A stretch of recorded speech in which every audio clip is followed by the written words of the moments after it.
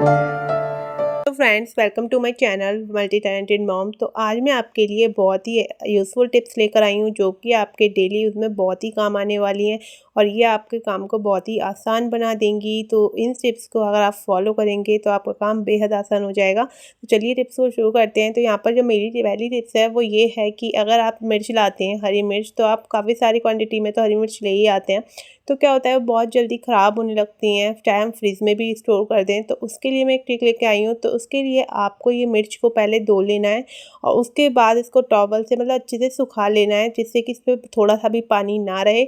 उसके बाद जो इसके मिर्च के डंठल होते हैं ना, उसको हम तोड़ लेंगे। अगर आप इस तरीके से मिर्च के डंठलों को अलग करके मिर्च को इस तरीके से स्टोर करके फ्रिज में रखेंगे तो आपकी मिर्च जो है वो बहुत काफ़ी लंबे टाइम तक चल जाएंगी। तो नेक्स्ट टिप ये है कि हम जो लहसुन छीलते हैं, तो लहसुन हम काफ़ी क्वांटिटी में अपनी सब्जियों में डालते हैं। तो छीलने में मतलब बहुत ज़्यादा टाइम लग जाता है लहसुन को। तो अगर हम ज़्यादा क्वांटिटी में लहसुन छीलने जाएँ तो उसके लिए हम क्या कर सकते हैं, जिससे लहसुन जल्दी भी छिल जाए और बिना किसी टेंशन के। तो उसके लिए मैंने गर्म पानी लिया है और उसमें मैंने अपने लहसुन की कली को डालकर थोड़ी देर के लिए इसको भिगोकर 5-10 मिनट के लिए इसी तरीके से छोड़ दूँगी। और 5-10 मिनट बाद ही हम इस लहसुन का छिलका इस तरीके से उतारेंगे ना, तो ईज़िली आप देखेंगे इस तरीके से उतर जाएगी इसकी स्किन। मतलब आपको पता भी नहीं चलेगा, बहुत ईज़िली आपका लहसुन छिल जाएगा। तो आप काफ़ी क्वांटिटी में इस तरीके से छील सकते हैं और साथ में ही इसी तरीके से इसको छीलकर इसका एक पेस्ट भी तैयार कर सकते हैं, जो कि आप एक फ्रिज में स्टोर कर सकते हैं, जो कि काफ़ी लंबे टाइम तक आप सब्जी बनाएं और उसको तुरंत निकालें, उसको यूज़ कर सकते हैं। यहाँ पर देखिए छिलके जो स्किन है वो अलग हो गई है और हमारे लहसुन बिल्कुल छिल गए हैं। तो आप काफ़ी ज़्यादा क्वांटिटी में इस तरीके से लहसुन छील सकते हैं। तो चलते हैं अपनी नेक्स्ट टिप की ओर।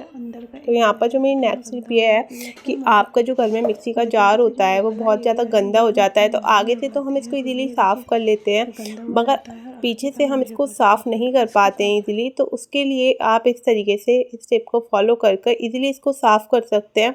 तो यहाँ पर देखिए कितना ज़्यादा गंदा हो रहा है ना, तो अभी मैं आपको इसको साफ़ करके दिखाऊंगी। तो यहाँ पर मैंने इस तरीके से एक प्लेट में इस तरीके से रख लिया है। उसके बाद यहाँ पर मैंने बेकिंग सोडा डाल दिया है पीछे।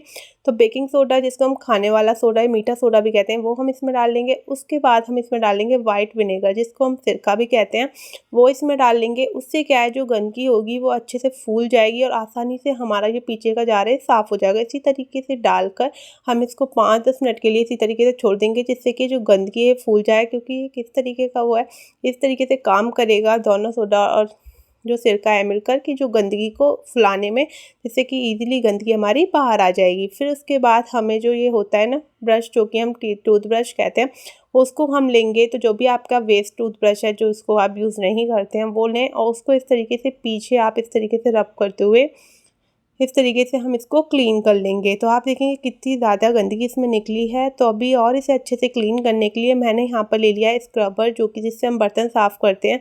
उस स्क्रबर को लेकर हम एक स्पून की मदद से जो इसकी किनारियाँ हैं ना उसको क्लीन करेंगे। तो कोनों को क्लीन करने के लिए हम इसे इस्तेमाल करेंगे, क्योंकि ब्रश से कोने अच्छे से क्लीन नहीं हो पाएंगे।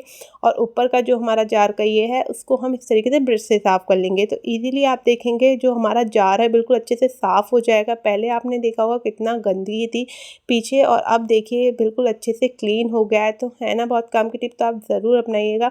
बहुत इजीली ही आपका जार साफ़ हो जाएगा, बिल्कुल चमक जाएगा। तो आप हफ्ते या 15 दिन में इस टिप को फॉलो करके अपने जाल को चमका सकते हैं। तो यहाँ पर देखिए जाल बिल्कुल साफ़ हो गया है और इस तरीके से अगर आप क्लीन करेंगे तो आपको ज़्यादा टाइम भी नहीं लगेगा, समय भी बचेगा और साथ में ही आपका जार भी बहुत जल्दी ही क्लीन हो जाएगा। तो चलते हैं अपनी नेक्स्ट टिप्स की ओर। तो नेक्स्ट टिप ये है कि हम बहुत सारे केले मार्केट से ले आते हैं और बहुत जल्दी वो ख़राब होने लगते हैं। तो उनको ख़राब होने से बचाने के लिए सबसे ईज़ी टिप मैं आपको यहाँ पर बताऊँगी कि आप इस तरीके का जो सिल्वर फॉइल जो कि हम खाने में यूज़ करते हैं, वो हम यहाँ पर लेंगे एल्युमिनियम फॉइल, और उसको इस तरीके से जो ऊपर का डंठल होता है ना, उसको अच्छे से हम कवर कर देंगे एल्युमिनियम फॉइल से। उससे क्या है कि अगर इसमें हवा नहीं जाएगी ना, तो हमारे केले जो है बहुत लंबे टाइम तक फ्रेश रहेंगे और ख़राब होने का डर नहीं रहेगा। तो फिर चलते हैं अपनी नेक्स्ट टिप की ओर। तो नेक्स्ट टिप ये है कि मैंने यहाँ पर नैपकिन लिए हैं, टिशू। तो आप सोचेंगे मैंने ये क्यों लिए हैं, तो यहाँ पर मैं टिशू लिए हैं जो कि हमारी फ्रिज की गंदगी को, मतलब फ्रिज में जो भी स्मेल होती है उसको साफ़ करने के लिए, उसको सही करने के लिए। तो यहाँ पर टिशू पर मैंने अच्छे से पानी छिड़क दिया है। उसके बाद मैंने यहाँ पर बेकिंग सोडा थोड़ा थोड़ा डाल दिया है। उसके बाद थोड़ा सा नींबू हम तीनों नैपकिन पर इस तरीके से निचोड़ देंगे और उसके बाद इसको अच्छे से फोल्ड कर लेंगे। तो इससे क्या होगा, जो आप अगर कुछ भी प्याज वाली सब्ज़ी है, लहसुन वाली सब्ज़ी आप बिना ढके फ्रिज में रख देते हैं, या कुछ भी आप ऐसा रख देते हैं कि फ्रिज में एक स्मेल आने लगती है आपको, और वो एक सब्ज़ी से दूसरी सब्ज़ी में उसी तरीके की स्मेल चली जाती है। तो उस स्मेल को दूर करने के लिए हम यहाँ पर ये फ्रिज में इस तरीके की गोली बनाकर रख देंगे टिश्यू की, और इसको 3-4 घंटे के लिए इसी तरीके से रखा रहने देंगे। उससे क्या है, ये सारी जितनी भी स्मेल होगा ये अपनी तरफ खींच लेगा टिश्यू जो है, उससे आपका जो स्मेल है बिल्कुल दूर हो जाएगी। चलिए बढ़ते हैं अपनी नेक्स्ट टिप की ओर। तो यहाँ पर जो नेक्स्ट टिप है वो ये है कि टिप्स कि आप अगर हरे धनिया की चटनी बनाते हैं, भाई चटनी तो किसको पसंद नहीं होती, हम हर चीज़ के साथ चटनी खाते हैं, मगर अगर हम इसको बना लेते हैं तो भाई चटनी जल्दी ख़त्म नहीं होती, बची जाती है, थोड़ा इस्तेमाल होती है। तो उसके लिए टिप्स है कि अगर आप इसको लंबे टाइम तक ग्रीन रखना चाहते हैं तो आप 1 चम्मच इस तरीके से दही ऐड कर देंगे ना चटनी में, तो आपकी जो चटनी है बिल्कुल 2 दिन बाद भी ऐसा ही लगेगा जैसे फ्रेश आपने अभी बनाकर तैयार की। उसका कलर बिल्कुल भी डार्क नहीं होगा, बिल्कुल लाइट ग्रीन के जैसे कि अभी हमने चटनी बनाई है, बिल्कुल एग्जैक्टली ऐसा ही कलर आपका बहुत लंबे टाइम तक रहेगा। 2 से 3 दिन आप इसको आराम से इस तरीके से चलाएंगे तो बिल्कुल ऐसा फ्रेश फील होगा, चाहे आप इसे फ्रिज में रख दीजिए तो बिल्कुल भी इसका कलर नहीं चेंज होने वाला है। इस टिप को आप ज़रूर फॉलो कीजिएगा, आपकी चटनी बहुत दिन तक फ्रेश रहेगी। उसके बाद चलते हैं नेक्स्ट टिप। तो नेक्स्ट टिप ये है, हम बर्तन तो अक्सर साफ़ भी करते ही हैं सिंक में, तो हम बर्तन साफ़ करते हैं सिंपल, और बर्तन साफ़ करने के बाद हम बस दूसरा काम क्या करते हैं, बस सिंक को साफ़ कर देते हैं कि जिसमें हमने बर्तन साफ़ किए होते हैं। मगर जो हम एक काम भूल जाते हैं यहाँ पर, उस पर हमारा ध्यान जाता ही नहीं है, और जब हमारे साथ परेशानी शुरू होती है ना, उसके बाद हमारा ध्यान उस तरफ जाता है। तो यहाँ पर क्या है, हमारा जो पानी है वो रुकना शुरू हो जाता है एक टाइम के बाद। तो उसके लिए गंदगी जम जाती है अंदर, क्योंकि बर्तन साफ़ करते हैं तेल के होते हैं और कचरा भी होता है, वो सारा इसमें जाता है। तो उसको क्लीन करने के लिए मैं यहाँ पर गर्म पानी डालूँगी। उससे क्या है, जो ये पाइप है वो अच्छे से क्लीन हो जाएगा, तो जिससे कि आपकी जो सारी चिकनाहट है, आपका पानी भी नहीं रुकेगा, साथ में ही जो गंदगी है वो भी निकल जाएगी गर्म पानी से, और उससे जो आपके कॉकरोच वगैरह का डर भी नहीं रहेगा। तो सिंक से आपके कॉकरोच भी नहीं आएंगे, गंदगी भी नहीं आएगी, और एक स्मेल होती है या पानी रुकना, उसकी समस्या भी आपके साथ नहीं होगी। तो चलते हैं अपनी नेक्स्ट टिप की तरफ। तो नेक्स्ट टिप ये है कि हम लोग बर्तन भी साफ़ कर लेते हैं, किचन को भी अच्छे से क्लीन कर लेते हैं, मगर जो किचन की चीज़ें होती हैं जिससे कि हमने किचन क्लीन किया, किचन टॉवल या जो स्क्रबर होते हैं जिनसे हम बर्तन साफ़ करते हैं, उनको भी अच्छे से क्लीन करना बहुत ज़रूरी होता है, कि उसमें भी बहुत सारे बैक्टीरिया, जर्म्स और साथ में ही चिकनाहट भी लग जाती है, जैसे कि हम बार बार साफ़ करते हैं तो बर्तन हमारे अच्छे से साफ़ नहीं होते हैं। तो उसके लिए हमें बर्तन साफ़ करने के बाद इस तरीके से थोड़ा गर्म पानी सिंक में डालने के बाद थोड़ा सा गर्म पानी जो बच जाएगा, उसमें हम क्या करेंगे, जो स्क्रबर और जो हमारा किचन टॉवल है ना, जिससे हम किचन क्लीन करते हैं, उसको इस गर्म पानी में डिप करके रख देंगे, थोड़ा सा डिश वॉश जेल डालकर। तो उसके बाद 5 मिनट के लिए इसको इस तरीके से छोड़ देंगे, तो जिससे जितनी भी चिकनाहट होगी, जितनी भी गंदगी होगी, वो सारी गर्म पानी और हमारे डिश वॉश जेल से निकल जाएगी। उसके बाद इस तरीके से इसको निचोड़कर साफ़ पानी में अच्छे से क्लीन कर लेंगे, तो ये बहुत इजीली चिकनाई इसकी जितनी भी हमारी गंदगी है वो साफ़ हो जाएगी, और एकदम क्लीन हो जाएगी हमारी किचन टॉवल और हमारा जो ये स्क्रबर है। तो बहुत काम की टिप है, आप ज़रूर अपनाइए एक बार। तो बढ़ते हैं अपनी नेक्स्ट टिप की ओर।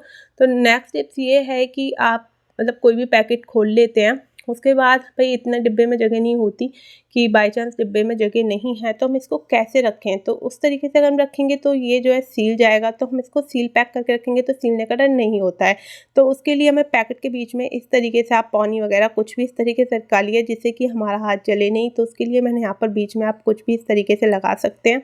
उसके बाद थोड़ी हमारी जो गैस की फ्लेम है उसको स्लो करके आप धीरे धीरे इस तरीके से इसको पैकेट को घुमा दीजिए गैस के ऊपर हल्का सा, तो आपका जो पैकेट है वो बिल्कुल सील पैक हो जाएगा। तो ना ही वो सीलेगा और ना ही आपको किसी तरीके की झंझट होगी, तो आराम से आप इसको स्टोर करके रख सकते हैं बिना किसी टेंशन के। तो देखिए बिल्कुल सील पैक हो गया है, बिल्कुल भी गिर नहीं रहा है, तो बहुत अच्छे से सील पैक, आप किसी भी पैकेट को इस तरीके से सील पैक करके रख सकते हैं।